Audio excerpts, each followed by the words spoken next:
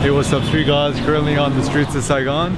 So one of the things I wanted to share with you is some photography philosophy. So the first question is, ask yourself, why do you make photos, or why do I make photos? So the reason why I think this is probably one of the most important things as a photographer slash visual artist slash philosopher is that by trying to understand why you do something, you can seek deeper self-knowledge and wisdom in yourself and why you're making photos.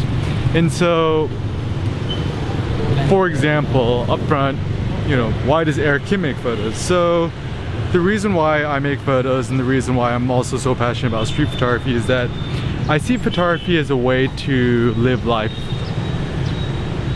better. So for example, when I make photos, it gives me the opportunity to open up my heart to other people, to other places, for me to explore, for me to see new things and experience new things. And so I think anything in life that helps you live more adventurously and helps you get out of the house is generally a good thing. So even, for example, like in photography, I also see it as kind of visual self-therapy, is that photography is not only effective at just giving that chance to make art, but also it just makes life more wonderful. It makes life more epic. It gives us so many benefits. I think we're all honestly born as artists, and the more art we can make, the better.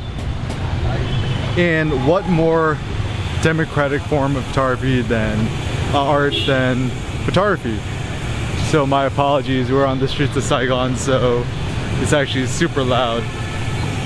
I'm gonna not walk this way. Alright, anyways, so realize that this is just a nice question for you to ask yourself is, why do I make photos? So there's different reasons why we might make photos. We might make photos as a form of communication. So my buddy Peter Fan wrote an essay on my blog saying he makes photos because he's always had a hard time to communicate with other people, and visually through photography it's actually a much more effective way to do that. And so I also feel the same in my photography as well, is that I use photography as a tool and a medium to say something deeper or greater about humanity.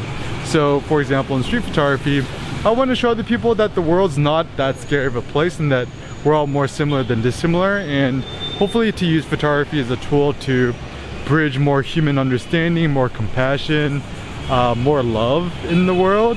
And also I think photography, especially street photography, is probably one of the most practical ways to also practically take more risks in life. So to take a photo of a stranger is probably one of the most nerve-wracking things you could do, but there's so many benefits to taking photos of strangers that when you're taking photos of strangers, you also are often forced to talk to them.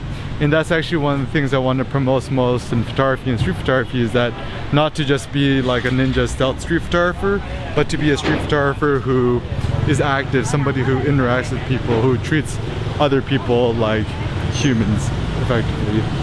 There's other reasons why you might make photos.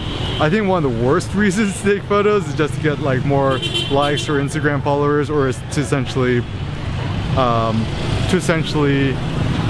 crowdsource your self-esteem. And that's the sad trend that I see happening a lot in photography, is that people are essentially making photos to get more followers, to get more likes, and it's a way to bolster your self-esteem. And I don't think that that's a really good or healthy thing, because the more we bolster our self-esteem through the opinions of others, the more difficult it actually is going to be to stay motivated in our photography and our life. And not only that, but I also think that the issue with that is that photography becomes less self-centered and less self-focused and less of a Zen meditative exercise, and it becomes this kind of popularity contest where essentially everybody loses.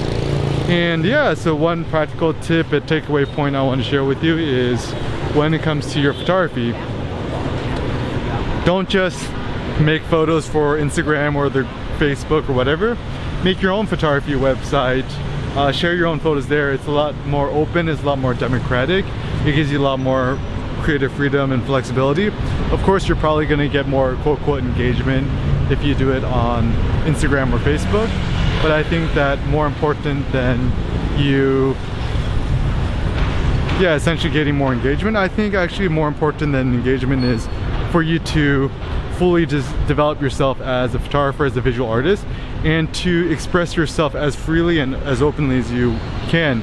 I actually do think that creative self-expression and innovation is far more important than getting more viewers or getting more comments or getting more likes and all that. And I've been in the street photography game for a while now. I started when I was 18. I'm 30 years old now, so about like 10-12 years. I mean, it's been this social media treadmill for me for a long time. When I started off photography, it was all about Flickr, and now Flickr is essentially more or less dead, and now it's about, then for a while it's about Facebook, and now Facebook's a little bit dead, and now it's obviously about Instagram, and Instagram is going to be like everything else, it's going to die sooner or later too. So I'd recommend don't build your own kingdom on quicksand.